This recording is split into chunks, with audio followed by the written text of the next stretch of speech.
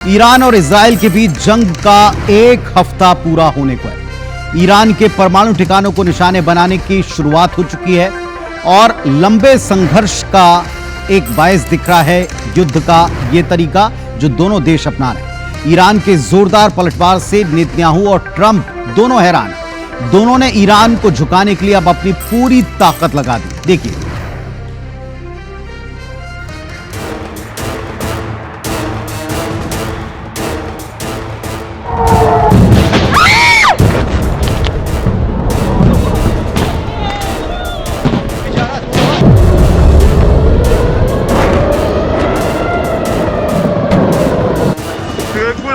ये तस्वीरें इजराइल की किसी मिलिट्री फैसिलिटी की नहीं बल्कि एक अस्पताल की है जो ईरान के मिसाइल अटैक से तबाह हो चुका है।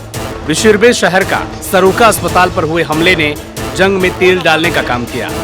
ईरान के अटैक से तिलमिलाए इजराइल ने अब सीधे ईरान के सुप्रीम लीडर खामनेई को टारगेट करने का ऐलान किया। इजराइल के रक्षा मंत्री ने तीखा बयान जारी करते हुए कहा, खामनेई मॉडर्न हिटलर हैं, उनके जैसे तानाशाह को जीने का अधिकार नहीं। अब खामनेई को सीधे टारगेट किया जाएगा। बिशेरबा अस्पताल पर हमला युद्ध अपराध है। जो लोग मासूम पर मिसाइल बरसाते हैं अब उन्हें इसकी भारी कीमत चुकानी पड़ेगी। इधर ईरान का दावा है कि यह अस्पताल इजरायली सेना के संचालन क्षेत्र में आता था, जिसके चलते उसे टारगेट किया गया। इससे पहले इजराइल ने ईरान के न्यूक्लियर प्रोग्राम के अहम हिस्सा माने जाने वाले अराक हैवी वाटर रिएक्टर पर जबरदस्त हमला किया था। जंग के तेज होने के साथ राष्ट्रपति ट्रंप ने ऐलान किया कि अब हमें ईरान से सीज फायर की जगह पूरी जीत चाहिए, और जीत का मतलब है कोई परमाणु हथियार नहीं। ईरान के सर्वोच्च नेता खामनेई ने भी एक बार फिर से सरेंडर करने से इनकार कर दिया और अमेरिका को चेतावनी दी कि अगर इजराइल के खिलाफ जंग में अमेरिकी सेना ने दखल दिया तो अंजाम बुरा होगा। ईरान और इजराइल के बीच युद्ध में रूस की भी दिलचस्पी बढ़ गई है।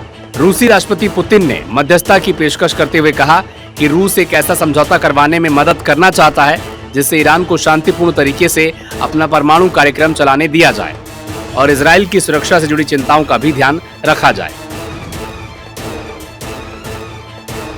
पुतिन के इस ऑफर पर ट्रंप ने पुतिन को पहले यूक्रेन के साथ युद्ध विराम की नसीहत दी। ईरान इजराइल जंग अब 7वें दिन में पहुंच चुका है, जिसमें इजराइल के 24 लोग मारे गए हैं, जबकि ईरान में मौत का आंकड़ा 639 तक जा पहुंचा है।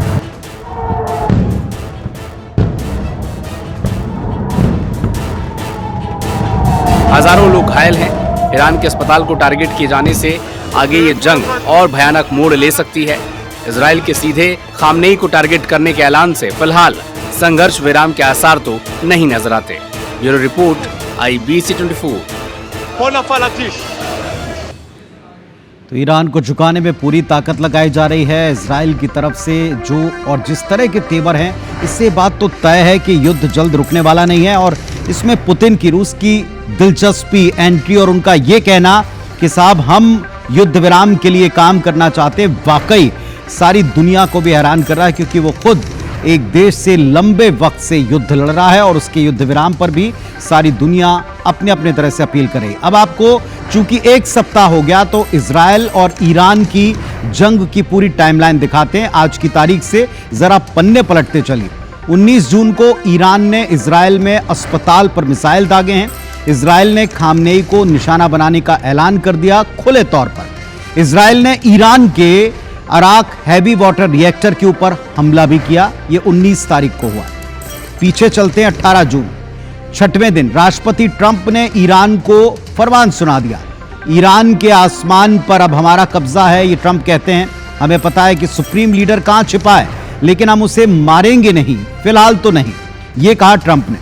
ईरान ने पहली बार फतह 1 मिसाइल को दागा। इजराइल के एयर डिफेंस सिस्टम को भेदने का दावा भी किया। इसके बाद 5वें दिन 17 जून को चले, ईरान ने तेल अवीव स्थित मोसाद हेडक्वार्टर को उड़ा दिया। ईरान से 600 विदेशी नागरिक अजरबैजान के रास्ते निकाले गए। 21 मुस्लिम देश ऐसे हैं जो इजरायली हमले की आलोचना करते नजर आए। फिर 16 जून की तारीख, और एक पन्ना पलटिए, पीछे चलिए। ईरान का इजराइल पर सबसे बड़ा हमला हुआ। मिसाइल से, ड्रोन से हमले में 8 मौतें हुई और 200 लोग जख्मी हुए थे। ईरानी विदेश मंत्रालय पर इजराइल का अटैक भी उसी दिन हुआ।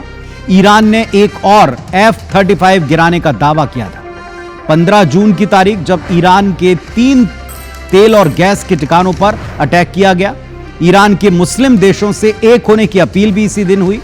इजराइल का ईरानी रक्षा मंत्रालय पर हमला देखा गया और ईरानी हमलों से हाइफा के रिफाइनरी सेंटर को नुकसान की तस्वीरें भी सामने आई।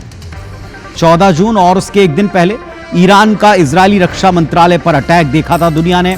ईरान का इजराइल के 3 F-35 विमान गिराने का दावा पहली बार हुआ था और ईरान अमेरिका के बीच में न्यूक्लियर वार्ता कैंसिल हो गई इस युद्ध के शुरू हो जाने के बाद। 13 जून की तारीख को इजराइल का ऑपरेशन राइजिंग लॉयन शुरू हुआ था। 200 फाइटर जेट से ईरान के ऊपर सीधे अटैक हुआ। ईरान के 14 वैज्ञानिक और 20 सैन्य कमांडर्स मारे जाने का दावा हुआ और ईरान ने ट्रू प्रॉमिस 3 ऑपरेशन को लॉन्च कर दिया था तेल अवीव पर कई मिसाइल्स को दागकर। तो इस तरह से अगर आप देखें तो इन 7 दिनों में दोनों ही देशों ने एक दूसरे के ऊपर भयंकर बमबारी की है, बड़े अटैक्स किए हैं और दोनों ही देश इस बात को लेकर बिल्कुल राजी नहीं है कि शांति की अपील जो पूरी दुनिया उनसे कर रही है वो इसमें सीज फायर की तरफ अपना पहला कदम बढ़ाएं। वो विरोधियों से चाहते हैं कि वो झुकें, वो सामने आए।